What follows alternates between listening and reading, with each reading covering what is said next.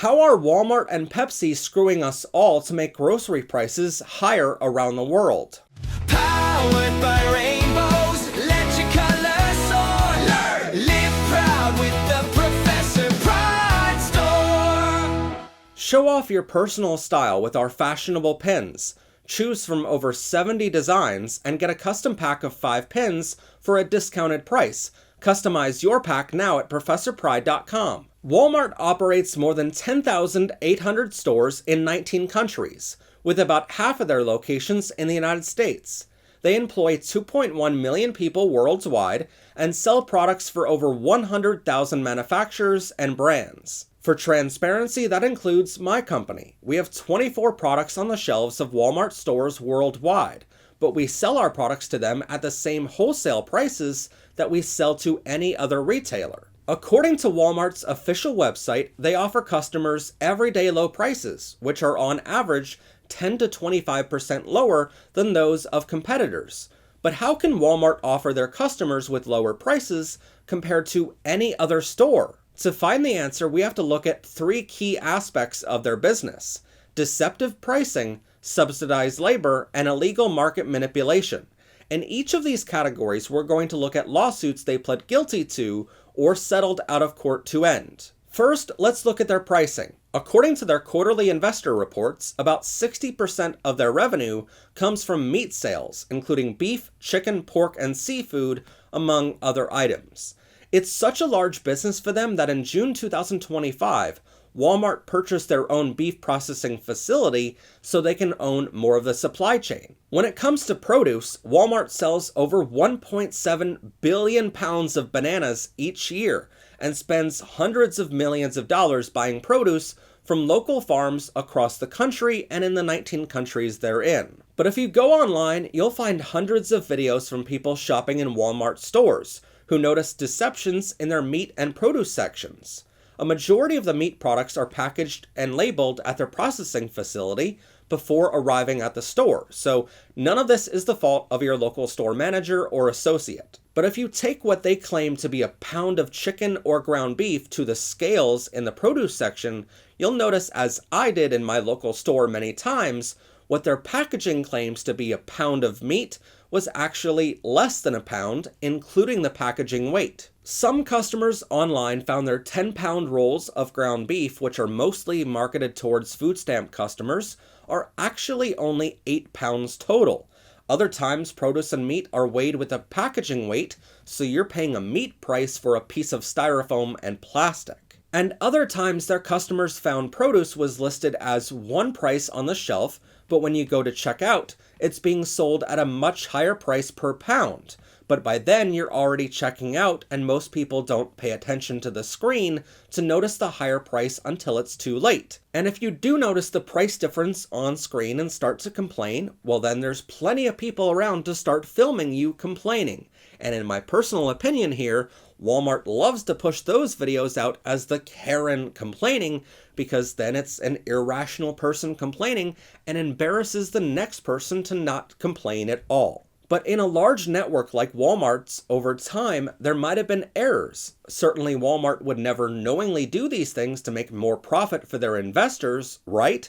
Well, in 2024, Walmart agreed to pay $45 million in a class action settlement, which accused them of all of the deceptive pricing tactics we just mentioned.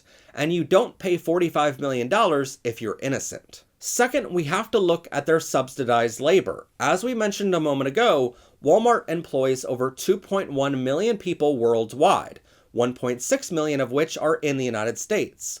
Walmart wants you to know that across the US, they pay a national average of about $18 per hour.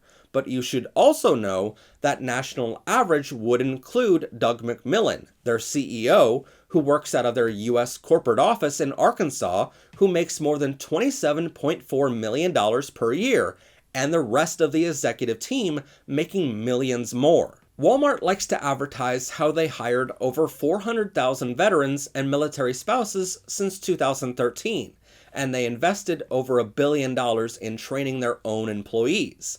What they don't tell you is that they pay their average associates so little that the US government spends more than $6.2 billion per year providing food stamps, Medicaid, and housing to Walmart employees. Essentially, the US government is paying their employees so they can afford food, medical coverage, and a roof over their heads. A nonpartisan nonprofit looked into their stores and found that for every Walmart store with 200 employees, taxpayers were required to pay more than $420,000 of subsidies every year. What's worse is that a major chunk of that money comes right back to Walmart. Overall, the US government spends about $102 billion every year on SNAP benefits, otherwise known as food stamps. But 26% of those food stamp dollars are spent at Walmart stores. So Walmart doesn't pay their employees a livable wage, and the government has to come in and help those employees with everyday expenses. Then those government subsidies go right back into Walmart's pocket. And you might be saying, but Professor Pride, if someone is not working full-time, you cannot expect Walmart or any other corporation to pay them a livable wage for only working a few hours per week. And you would be right. But according to government reports, a majority of those Walmart employees on food stamps, Medicaid, and living in government housing are working for Walmart 40 to 50 hours per week and still not being able to afford food, healthcare, or housing. To be fair to Walmart here, there is one single article you might come across titled, "No, Government Isn't Subsidizing Walmart" by the American Enterprise Institute. Now that's a bold claim to make, and that bold claim certainly has nothing to do with the $530,000 donation the American Enterprise Institute got from the Walton Family Foundation, which is the charitable arm of Sam and Helen Walton, the founders of Walmart. Lastly, we have to look at Walmart's illegal market manipulation, and for that we have to look at PepsiCo. They sell everything from sodas to Rockstar energy drinks, Captain Crunch cereal, Doritos, Lay's potato chips, Rice-A-Roni, Quaker oatmeal, and Gatorade, just to name a few.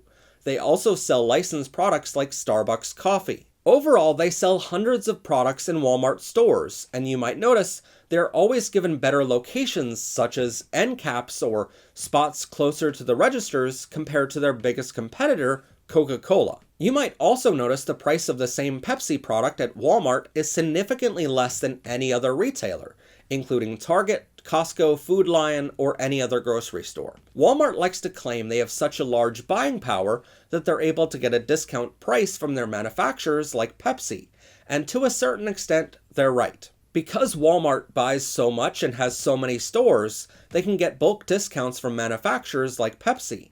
But that's why your local grocery store, and even stores like Costco, use a GPO, or Group Purchasing Organization. Basically, your local store cannot afford to go buy 1,000,000 of one product, but if they group together with 100 other little stores in your region, they can all buy 1,000,000 products at a discounted rate, and just have a warehouse somewhere to store them until those products are needed in their individual stores. But even with GPOs, Walmart still gets better prices, and these other grocery stores have started to notice something glaring. The price their GPO pays at wholesale to buy these items from Pepsi is more than what Walmart is charging customers at retail. It left many grocery stores wondering how Walmart can afford to pay wholesale for these products, make a profit, and still charge customers less than what their local grocery store is being charged from Pepsi directly as a dealer. To answer that, you would have to look at these two lawsuits, including this one from the Federal Trade Commission. Under President Biden, the FTC conducted an investigation into Walmart and found internal documents shared between Pepsi and Walmart that show a conspiracy to manipulate the market. Pepsi did everything they could to make those internal emails private and to redact them from public view, saying those emails were, quote, confidential negotiations between Pepsi and Walmart. I'm sure they were. They even argued in court that those emails hold, quote, strong private interest that overcome the common law presumption of access. In other words, rich people have a lot to lose if those emails went public, so the public has no right to know what they say. But since Pepsi and Walmart spent millions of dollars in court to hide these documents, and they were ultimately overruled by a federal court judge, we need to look at them now. First, let's look at what Walmart promised Pepsi. According to unredacted internal emails, Walmart promised Pepsi better positioning in their stores. This meant you would see Pepsi products on the end caps and closer to registers compared to Coke products or other competitors. This would help Pepsi sell more units overall. Walmart also shared private internal demographic data of their customers and kept track of how much the same products were being sold for at other local grocery stores. In return for this, Pepsi would give Walmart large discounts on all of their products. Pepsi would also inflate the cost of their products to every other retailer that competes with Walmart. Let's say you ran a Costco store located within 10 miles of a Walmart. Pepsi would still sell their products to you to put on your shelves, but Pepsi would make sure those wholesale prices you're paying were more than the retail price Walmart was charging consumers. This way, there was no way your store could compete with Walmart, even though Costco has a significantly large buying power as well. If you ran a local grocery store, you were getting even higher wholesale prices. Pepsi was effectively ensuring your store had to pay double or triple the wholesale price as Walmart was paying for the same item. I know this is a lot to digest, so instead let's give you an example. Let's say you were buying a 2-liter bottle of Pepsi, by far their most popular item. We went to 7 large grocery store chains across Pennsylvania who compete with Walmart on a national scale. We also went to 2 local grocery stores that only have 1 or 2 locations each, but they get their products from a GPO wholesaler. Across these 9 stores, on average, a 2-liter bottle of Pepsi cost $3.87. But we also found the closest Walmart to each of those 9 grocery stores and went to each one of them as well. Across those 9 Walmart stores, the same 2-liter bottle of Pepsi would cost you just $2.79. Let's say you were trying to buy Pepsi's second most popular item, their 12-pack of large cans. On average, from those 9 competitor stores, you would have to pay $10.08 for a 12-pack of cans. But across those 9 Walmart stores, you'll pay an average of just $7.17 for the same exact item. But it's not just for soda. We also took a look at the 14.5-ounce bag of Doritos chips, which again, Pepsi also owns. In those 9 competitor stores, you'll pay an average of $6.64. But in every single Walmart we studied for this episode, the same bag of Doritos was just $5.94. Now, it's not illegal to charge one customer a better price than another. My store at ProfessorPry.com offers better pricing on our own website for our 200 products compared to the prices on those same items on Amazon, Barnes & Noble, and even Walmart. But that's just because we want customers to come directly to us so we can help you personally rather than through a third party, and because those third parties charge fees for going through their stores. But Pepsi is not selling their own products on their own website. They require you to go to a local store and buy their products in person. What Pepsi is doing is giving one customer insanely lower prices compared to everyone else. So yes, it would be illegal for Pepsi to take this data from Walmart and use it to manipulate the prices for other retailers. It's also against the law to conspire with Walmart to control the market on this scale. Essentially, Pepsi conspired to make Walmart a monopoly, and in return, Pepsi was able to make billions of dollars for their investors. Specifically, it goes against the Clayton Antitrust Act of 1914, the Sherman Act of 1890, both passed by Congress, and the Standard Oil v. United States decision by the U.S. Supreme Court in May 1911. All of these decisions and laws were put in place to protect consumers. In their internal emails, Pepsi even called retailers other than Walmart, quote, offenders, with their emails saying that Food Lion is the worst offender of all. So even though your grocery store might be a dealer for Pepsi, they called you an offender in their internal emails with Walmart because you dared to compete with Walmart prices. So how do you become an offender? Well, it's simple. If your local or national store ran a sale price on Pepsi products that came anywhere near the price Walmart was offering in any of their stores across the country, you became an offender. Once you were on this list, the price you paid for everything dramatically went up. Basically, they were ensuring that your sale price would never last too long, and Walmart would be able to beat you back down within a month or two. In 85.2% of cases we found, it would actually be cheaper for local and national grocery stores to go buy Pepsi off of the shelves of a Walmart store as if they were any other customer and then resell it on their own shelves compared to buying Pepsi products directly from PepsiCo, even though they are a contracted dealer for Pepsi products. We know Pepsi and Walmart conspired to seemingly break these laws in order to increase their profits. That's not really surprising considering corporations do this all the time. But it does beg two questions. Why did no one hold Pepsi and Walmart accountable, and why is it still happening? Well, there's actually two lawsuits against Walmart and Pepsi for this. One is a class action which was filed on behalf of a group of consumers and retailers.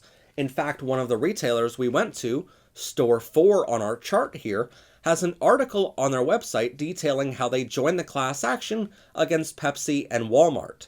This class action is still ongoing, so there is hope that some future financial settlement might claw back some of the profits that Pepsi and Walmart made by doing these illegal actions. But we'd like to note that we've seen this before. In June 2024, Walmart paid $45 million in a settlement for overcharging customers for meat and produce.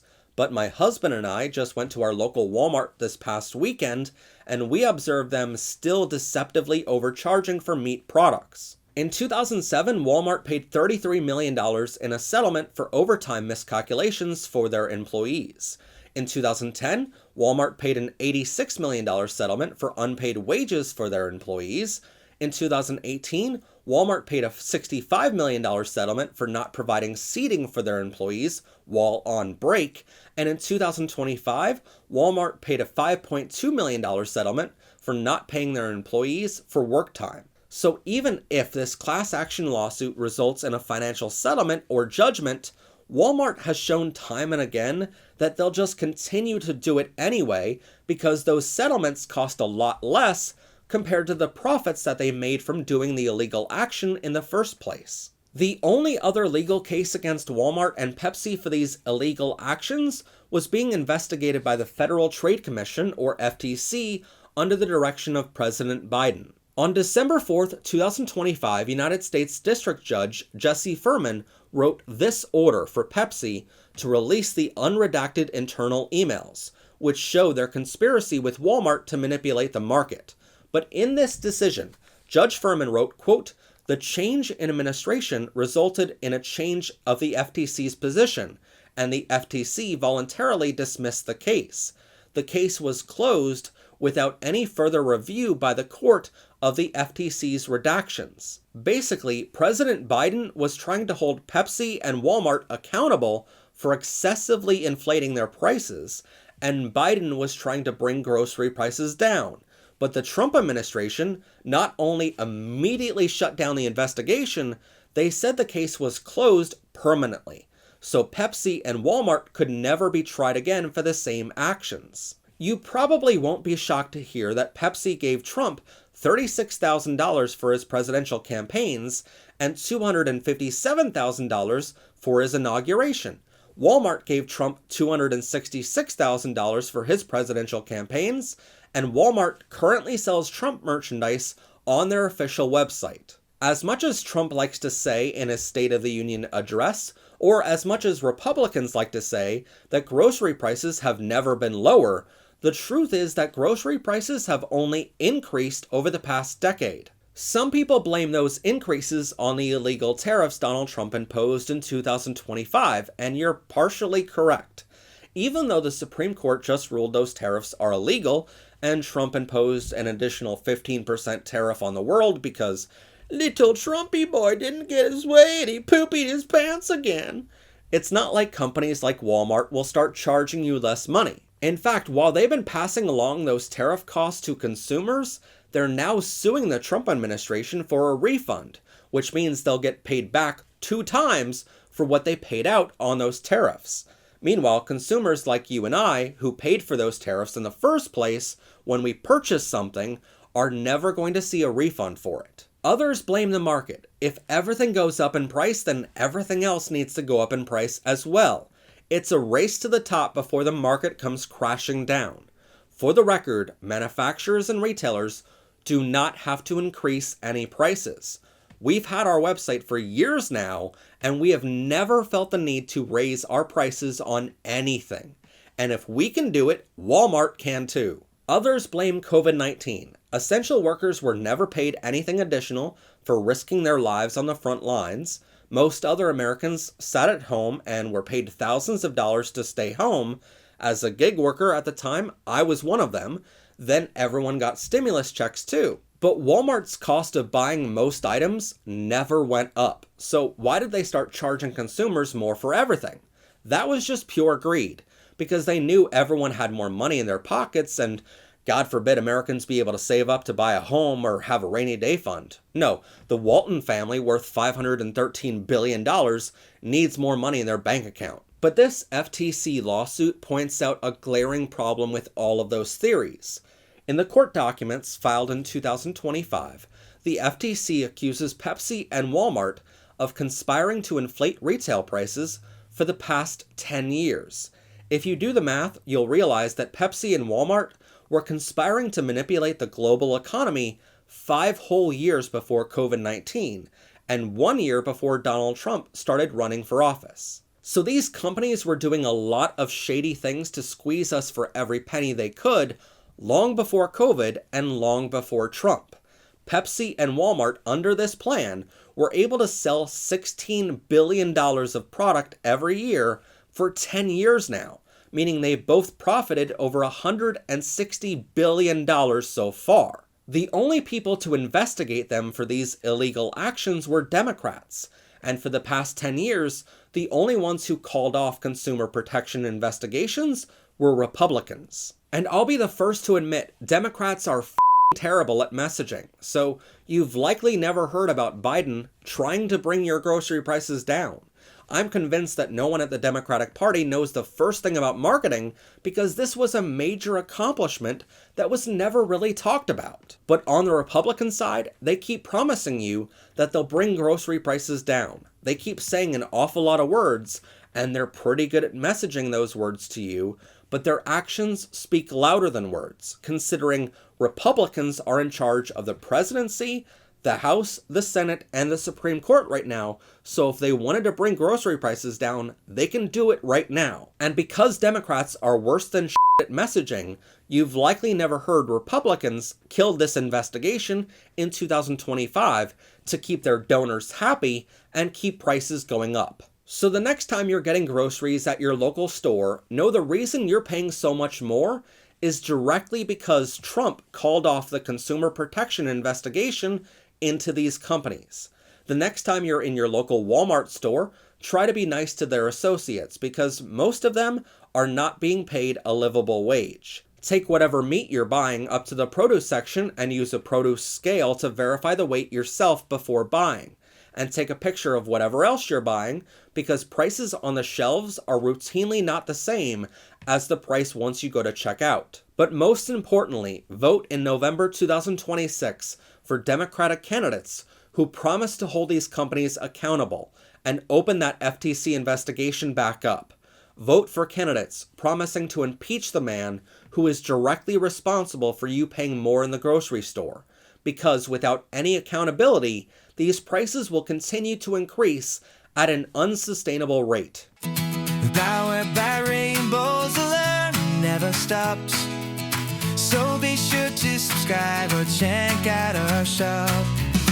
Much love and